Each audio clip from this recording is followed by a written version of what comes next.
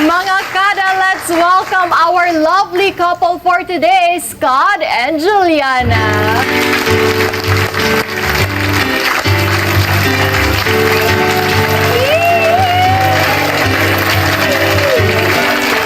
Good morning! Good morning! Morning, Scott. Morning. Upo tayo. At bumati muna kayo kasi maraming kinilig.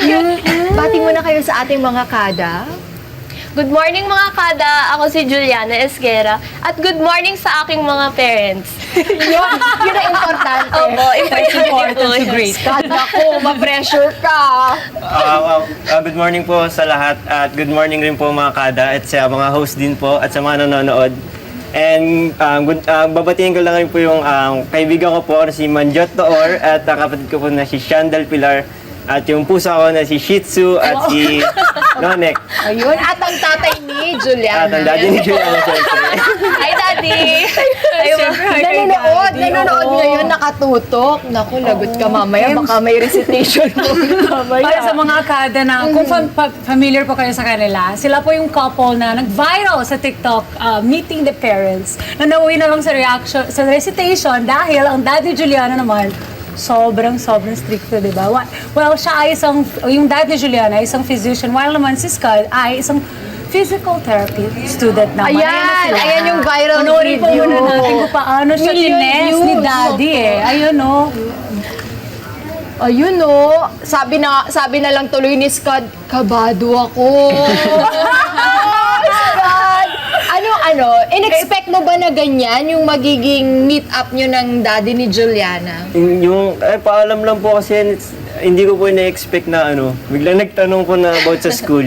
Kasi syempre po doctor po yung daddy niya. So alam rin po na physical therapy student ako. So medyo relate po kami sa isa't isa. Kaya i-ask ako ng question kung nag-aaral ba talaga ako ng mabuti po. Sa mga hindi pa nakapanood ng video, pwede mo bang i-detalye sa amin ano yung unang tanong ni daddy ni Juliana? Yung pinakaunang tanong po, muscle of the shoulder po yung unang sinabi.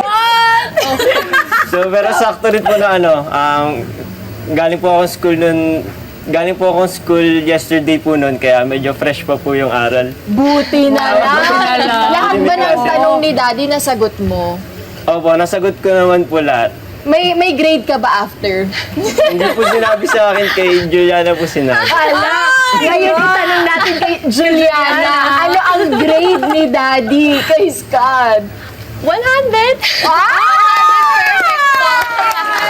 Perfect pala! 100 naman pala. Pero Juliana, strict ba talaga si daddy? Opo, strict po yung dad ko po. Kasi bunso po ako eh. Bunso po ako. Pwede mo bang ikwento sa amin yung nararamdaman mo rin nung time na yun na parang nahihiya ka na ba na parang daddy, Kasi wag ka diba na iba din yung gano'n kapag meron tayo Oo. na-introduce syempre sa ating parent Yes for the po. first time and then may feelings tayo for that person tapos ganun ka strict. Anong mang Paano ba? Ano po, sa una po kasi, actually daily vlog lang po kasi yun. So, bigla po kasi naging my physician dad, dapat po my boyfriend meeting my dad po. Tapos, yung bigla pong nag-ask ng questions yung dad ko po sa boyfriend ko po. Nagulat po ako, tapos kinakabahan po ako kasi baka po baka may, pong tawag doon?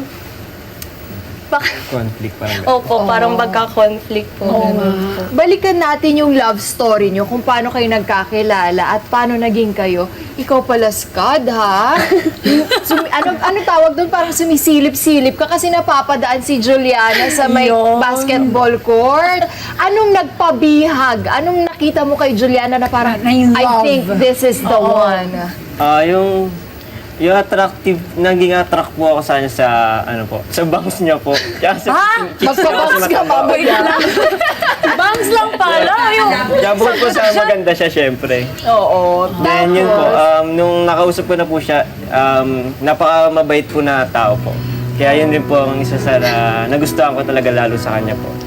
Ikaw naman, Juliana. Juliana, anong unang impression mo sa kanya? At ano nagustuhan mo? Yung first impression ko po kasi sa kanya, nagbabasketball po kasi siya. So, syempre may pagkapagod po, ganun po. Tapos, parang nagka-glance lang po kami sa isa't isa, tapos parang nasungitan yung... Ay!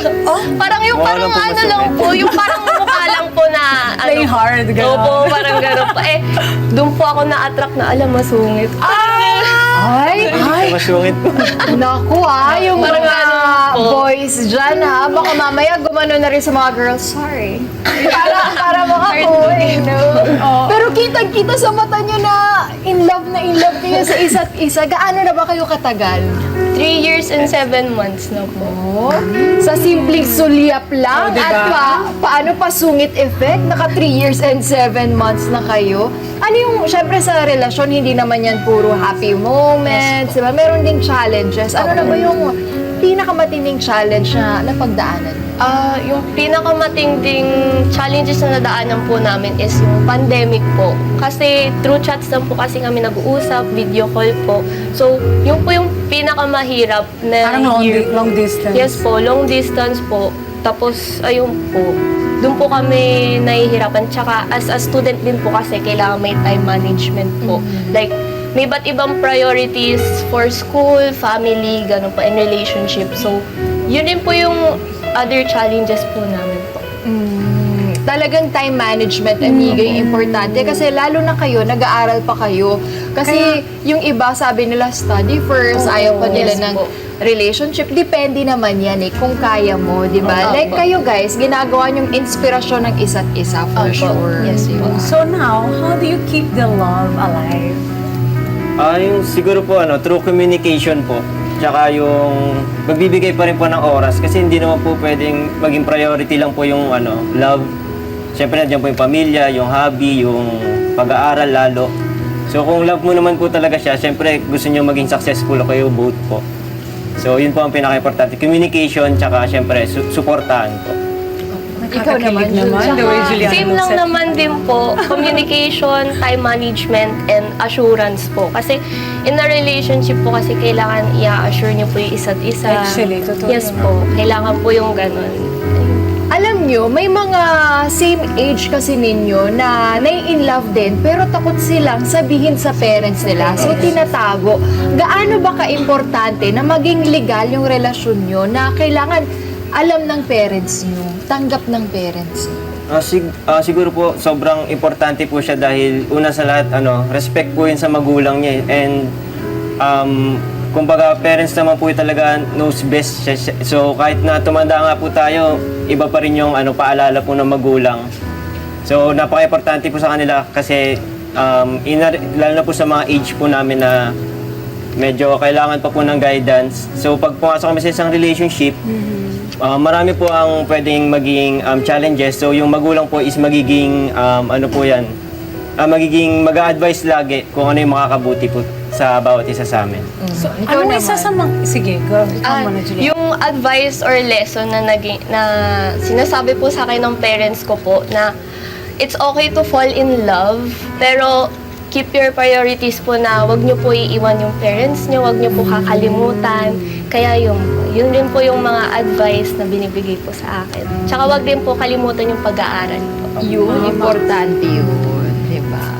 May tanong ka ba, amiga? Wala. Friends na po kayo ng parents niya. Okay na. Okay na ba? Okay na po. Ayun.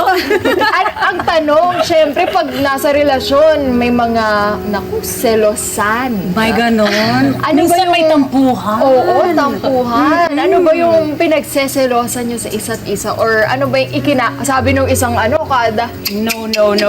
Sabi ng ating audience, no. Ano ba yung pinagseselosan or kinatatampuhan nyo? Siguro po yung minsan lang po yung time lang po na minsan sobrang tagal po bago kami mag-usap. Kasi lagi po nasa court or nasa school. Then siya rin po. Pero parang di naman kami mag-away. Lagi po kami kumakain kinabukasan po. Yun na nga, Unli Wings. Ano favorite nyo, flavor ng Unli Wings? Parmesan po. Parmesan ang sarap. Yun ba yung pampalubag loob mo, Scott? Pag nagtatampo si Juliana. Naku, ikaw anong pampalubag loob mo kay Scott pag nagtatampo? Ano po, sinusuyo ko po. Anli Tsaka lambing. anli lambing po. Ayun! was gonna ask the Sana Only all, Lambing sana all eh. katumbas ng Only Wings, Only Lambing, no? Gusto ko yung Only Lambing. Yung mga kada audience natin kinikilig, oh. Meron yung Only Lambing nyo, meron ba yung love letters to each other? Yes po, Ay, love meron? Alam mo, yun yung nakakatuwa sa kanila na, syempre alam natin yung Gen Z, very, modern, Very puro techie, chat, correct. ganyan. Oo. Pero sila, nagsusulatan pa rin Yun nga sila. eh. Love letter. Love it. At ngayong umaga, may inihanda sila para sa atin. Unahin muna natin ang love letter na sinulat ni Scott. Mas lalo pa tayong kikiligin dito. Parang sumisikip. Di ba pag kinikilig ka, parang sumisikip yung paligid mo. Ang haba ng hair mo, wait lang. Hala, natapak Balik natin. Okay, Scott. So, hi Boom. Thank you for everything na ginawa mo sa Dahan-dahan po, Dahan-dahan Scott. tayo. ulit. So, hi Boom. Thank you for everything na ginawa mo sa relasyon natin. Wish ko sa'yo, syempre, maging successful ka sa career na gusto mo. More bondings and dates sa mga masasarap na restaurant. Ingat palagi and I'm here to support you, help you, and protect you. I love you. Lagi lang tayo sumunod sa parents natin at for sure, magiging successful tayo. Ayun lang, I love you, love Scud.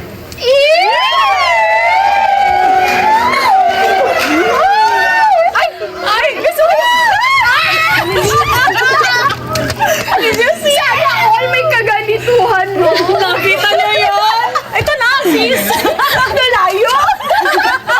Si Yana naman. Ikaw naman yan. Juliana, ikaw. Okay po. Hi, Boom!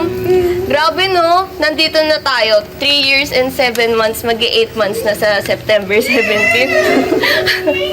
Parang dati nililigawan mo lang ako. Ngayon, 3 years na.